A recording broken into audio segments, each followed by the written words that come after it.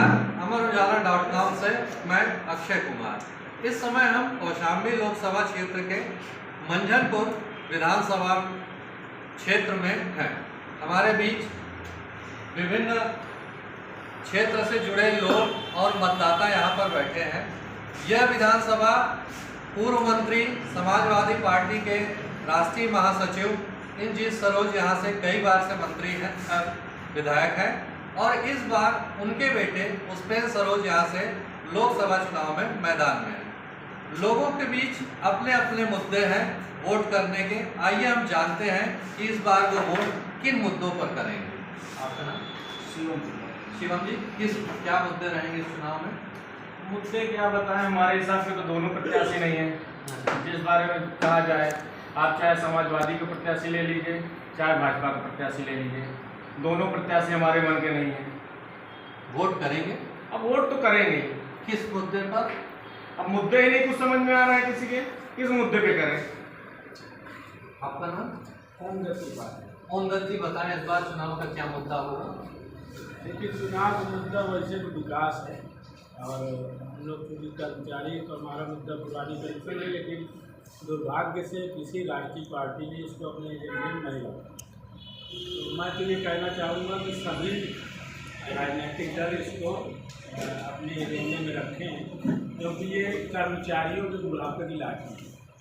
और आज जब मोदी जी सबको गारंटी दे रहे हैं, तो कर्मचारियों को भी उनके बुढ़ापे की गारंटी दें। मैं उनसे यही अनुरोध। आपका नाम? कुलदीप मिश्रा। कुलदीप जी, इस बार क्या मुद्दे होंगे चुनाव के बीच में? चुनाव के बीच में कोई विशेष मुद्दा नहीं है। गवर्नमेंट ठीक है, सरकार है, इसीलिए सरकार है, आवास है, बिजली है, पानी है, तो थोड़ा फास्ट तरीके से जनता को उपलब्ध कराए। कोई सरकार होती तो वो भी कराती, थोड़ा उनकी गति होती, लेकिन सब मिला के जितने भी लोग लग रहे हैं उनमें सबसे अच्छे विनोद सोनकर की है। इसलिए विकास तो अलग है, जनता को पर्सनल तमाम वर्क होते हैं, समस्याएं होती हैं। ये आदमी 12 बजे रात की सुनते हैं, तो फ़ोन करते हैं, उनकी समस्या सुनते हैं, उम्मीद मत किया जाएगा। इंद्रजीत जी, इस बार किसको वोट करेंगे? वोट तो एक मजबूरी है, करना है ना। लेकिन जो भाई साहब बताए कि यहाँ के जो प्रत्याशी हुए हैं समाजवादी पार्टी से और भाजपा से, तो ये मुद्दे पर तो दोनों मजबूत नहीं है। हाँ, रही बात भाजपा की जो गवर्नमेंट है, भाई आज मान के चलिए 10 साल से तो ऑलरेडी गवर्नमेंट चल ही रही है। जैसे अब जो कर्मचारी लोग हैं, यहाँ की जो पेंशन बंद कर दी गई, अब जैसे राजस्थान की गवर्नमेंट ने बहाल कर दिया, अब ये लोग सांसद बन जाए, मंत्री बन जाए, विधायक बन जाए, इनकी पेंशन ऑलरेडी बहाल है, जो कि लेकिन कर्मचारियों को ये इलेक्शन ग्रेड से है। अब जो सिलेक्शन ग्रेड से है उनको कोई पेंशन नहीं है। बहुत अच्छी बात कही कि जो इलेक्शन ग्रेड से हैं उनको पेंशन है और जो सिलेक्शन ग्रेड से हैं उनको पेंशन नहीं है, क्योंकि ये पेंशन यहाँ की भी गवर्नमेंट को बहाल करना चाहिए। आप देख सकते हैं कि यूथ हमारे बीच में बिना किसी मुद्दे के चुनाव में वोट करने न करने के बीच में है, तो कर्मचारी पुरानी पेंशन को लेकर के परेशान है। आइए हमारे बीच और है, हम जानते हैं। आपका नाम? बताएं किस मुद्दे पर वोट पड़ेगी? मुद्दा है देखिए, शिक्षा है जी, क्या अपेक्षाएं हैं? तो 2 बार से अपने यहाँ से सांसद हैं। अपेक्षाएं यही है कि स्वास्थ्य शिक्षा बेहतर करें, बेरोजगारी दूर करें, यही अपेक्षा है। रोजगार और पेपर लीक इस चुनाव का कहीं ना कहीं मुद्दा जरूर है। आइए हम जानते हैं दूसरे साथी से। क्या नाम है? देवांश जी, क्या मुद्दे होंगे इस बार के चुनाव में? अगर इस बार इलेक्शन देश है तो मुद्दे भी देश के डॉक्टर एक लोकसभा का मुद्दा लेके ना तो देश विकसित हो सकता है, ना देश आगे बढ़ सकता है। सबसे बड़ा मुद्दा इस देश में नौजवान होने के नाते ये कहना चाहूँगा, सबसे बड़ा मुद्दा जो है नौजवानों की बेरोजगारी है। वो मुद्दा कोई सरकार स्टेट गवर्नमेंट उस पर ध्यान दे रही है, तो सेंट्रल गवर्नमेंट उस पर ध्यान दे रही है।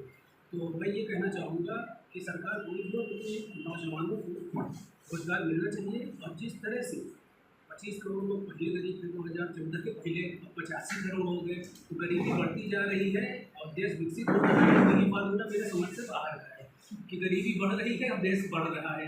तो अगर गरीबी बढ़ रही है तो देश घट रहा है, ना कि बढ़ रहा है। तो ये हवाई बातें हैं, इन पर नहीं जाना है। और इस बार जो है इलेक्शन ठीक है ठाक होगा।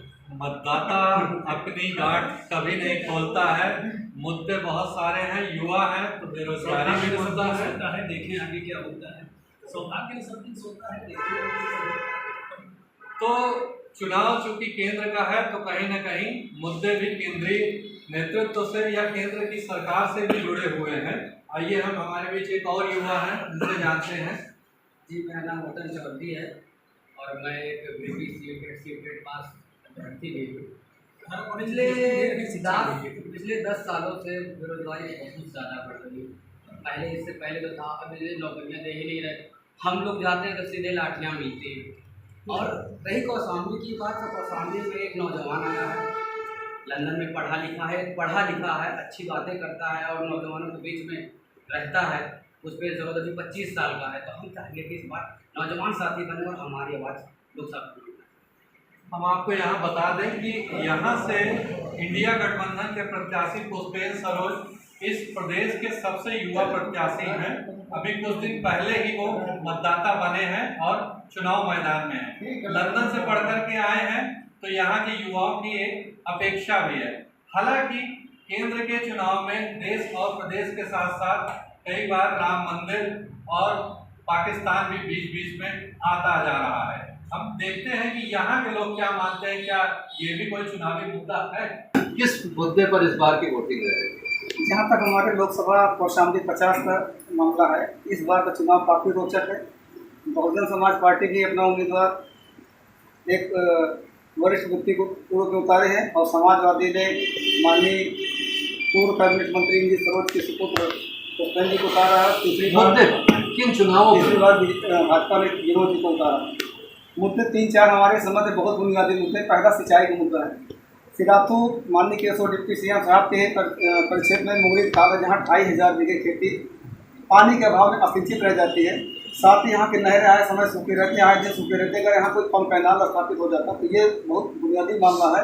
साथ ही शिक्षा के लिए आज भी हमारे जनपद के लोग प्रयागराज में निर्भर हैं, यहाँ कोई विश्वविद्यालय नहीं है। और इसके साथ यहाँ रोजगार की कमी के चलते तमाम लोग अन्य प्रांतों अन्य शहरों में पलायन करते हैं। इन सारे मामलों को लेकर हम लोग विचारते हैं, हमारा जो भी सांसद इन मुद्दों पर जानते हैं। आइए हमारे बीच में युवा हैं, उनसे जानते हैं क्या होंगे चुनाव के मुद्दे। आशीष जी, किन मुद्दों पर चुनाव होगा? ये चुनाव जो है विकास के मुद्दे पर जा रहा है। माननीय मोदी जी के नेतृत्व में इस देश का बहुत अच्छा विकास होगा, इसीलिए हमारा मानना है कि विकास किन मुद्दों पर आप वोट करेंगे? मेरा वो शिक्षा, स्वास्थ्य, रोजगार के साथ साथ धार्मिक मुद्दों के लिए। क्यों? इसलिए क्योंकि भारतीय जनता पार्टी जब से आई है तब से हमने देखा है कि सनातन धर्म के लिए उसने बहुत कार्य किए हैं। और ये ऐतिहासिक, अगर मैं ये कहूँ कि ऐतिहासिक सदी रही, ऐतिहासिक कामों के लिए जाने जाने वाली सदी है। जब से प्रधानमंत्री मोदी जी बने हैं तब से इस देश में हम लोगों ने ऐतिहासिक काम देखे जो आज तक नहीं हो पाए। आपका नाम? मेरा नाम सचिन कुमार। मेरा मानना यही है कि देश में विकास के कार्य तमाम चलते रहेंगे, लेकिन जब देश नहीं रहेगा तो फिर क्या रहेगा, प्रश्न यह उठता है। क्योंकि जो है आज मोदी जी सांस्कृतिक राष्ट्रवाद को आगे ले जा रहे हैं, विश्व पटल पर स्थापित कर रहे हैं। हम देख रहे हैं कि जो कट्टर इस्लामिक देश थे हमारे पड़ोस में, सऊदी जैसे देश, उन्होंने भी जो है अपने यहाँ पर जो है भगवान के मंदिर को स्थापित किया और उन्होंने भी अपने नियमों में बदलाव करते हुए उसको एक टूरिज्म के तौर पर स्थापित करने के लिए उसको बढ़ावा दिया है। तो इसलिए सांस्कृतिक राष्ट्रवाद को जो है मोदी जी आगे ले जा रहे हैं, विश्व पटल पर ले जा रहे हैं, यह बहुत ही आवश्यक है। जबकि दूसरी ओर हम लोग देखते हैं तो वो लोग राम के नाम को ही काल्पनिक मानते हैं। राम को काल्पनिक कहते हुए वो लोग जो है पूरी तरीके से राम सेतु को ध्वस्त करने की कोशिश किया। अब यहाँ तक हम लोग ये भी देख रहे हैं, आज ही मैं पेपर में पढ़ रहा था कि अगर कांग्रेस की गठबंधन की सरकार आती है तो उस नियम को बदल करके राम मंदिर के जो मुद्दे को, मतलब राम मंदिर को ध्वस्त करने के भी जो है वो नियम लाने के लिए प्रतिबद्ध है। इस विधानसभा की रोचकता के बारे में और आपको बता दूं कि यहाँ पर बड़े ही लड़ाई सपा और बसपा के बीच रहती हो। यहाँ सपा के टिकट पर विधायक चुनी गई पल्लवी पटेल इस समय पीडीएम के साथ अपने तीसरे मोर्चे में अलग है और उन्होंने भी अपना प्रत्याशी उतार रखा है। आइए हमारे साथ महिला शक्ति भी है, हम माता जी से जानते हैं कि चुनाव के क्या मुद्दे होंगे। बताइए आपका नाम। चुनाव विकास पर हो रहा है जी। मोदी जी ने इतना विकास किया है, शायद इसका गिनती करने लगे तो सारा दिन बीत जाएगा। महिलाओं के लिए व्यवस्था की और किसानों के लिए मानधन दिया और कोई कॉरिडोर बनाए, सड़क बनाए। एक महिला को जितनी ज़रूरत चीज़ होती है घर में, जैसे बिजली, पानी, घर, शौचालय, नल से जल से नल, एक सारी व्यवस्था मोदी जी ने की है।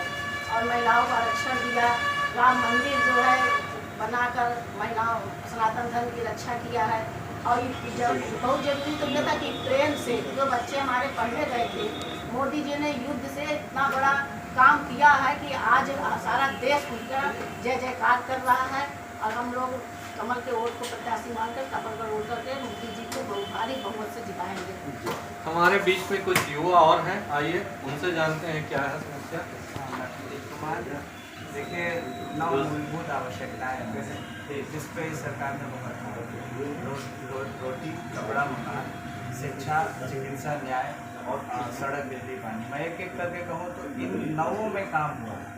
आज रोटी की भी व्यवस्था है, शिक्षा के लिए समस्त क्षेत्रों में कहीं ना कहीं कार्य हो रहे हैं या होकर के खड़े हुए। हमारी लोकसभा में मेडिकल कॉलेज आया हुआ है। अगर आप ये वीडियो YouTube पर देख रहे हैं तो हमारे चैनल को सब्सक्राइब करें और बेल आइकन को दबाना ना भूलें। अगर आप Facebook पर ये वीडियो देख रहे हैं तो हमारे पेज को लाइक करें।